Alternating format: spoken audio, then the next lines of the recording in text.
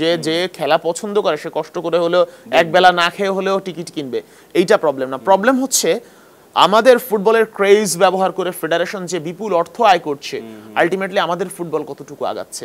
আমরা আগেও এশিয়ান কাপে কোয়ালিফাই করতে পারতাম না, এখনো কোয়ালিফাই করতে পারি না। হামজা সমিতের মতো ফেসগুলোকে ব্যবহার হামজা সমিতের ফেসগুলোকে বিক্রি করা হচ্ছে, বিক্রি করে বাফুফের অর্থ উপার্জন হচ্ছে। আলটিমেটলি ফুটবলের উন্নয়ন আমি দেখছি না।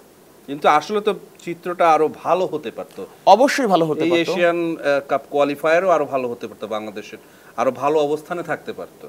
অবশ্যই ভালো অবস্থানে থাকতে পারতো। প্রত্যেকটা ম্যাচ আমরা যদি দেখি, সেই ভারত ম্যাচ থেকে শুরু করে শিলংয়ে যে ম্যাচটা বাংলাদেশের জেনুইন জেতা ম্যাচ, একদম ফাঁকা পোস্টেও গোল মিস হয়েছে।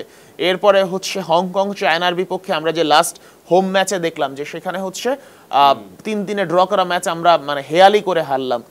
কয়েকজন ফুটবলারের সঙ্গে আমার কথা হয়েছে, নাম বলতে চাই না, ম্যাচের পরে নাম বলতে চাই না, তারা বলেছে যে ভাই আমরা ধরে নিয়েছিলাম ম্যাচ শেষ হয়ে গেছে। এই গোলটা যে আমরা এমনটাও বলেছে, হ্যাঁ আমরা ধরে নিয়েছিলাম যে আর সময় নেই, এখনই বাসি দিয়ে দেবে। মানে এই যে হেয়ালিটা ঢুকে গেছে, এই যে গেম অ্যাওয়ারনেসের অভাব, অ্যাওয়ারনেসটা দিবে কে? নিশ্চয়ই ফুটবলারদের জায়গা আছে, আবার কোচেরও তো এখানে ইয়ে আছে।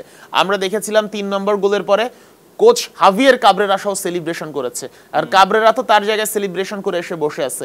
এই যে ফুটবলাররা যে হিউজ বুনো উল্লাস করলো 3-3 ড্র করে, ওই যে গ্যালারি পর্যন্ত দৌড়াই গেল, উল্লাস করলো, লাফালাফি ফাটাফাটি করলো, এতে কি এনার্জি লস হয়নি?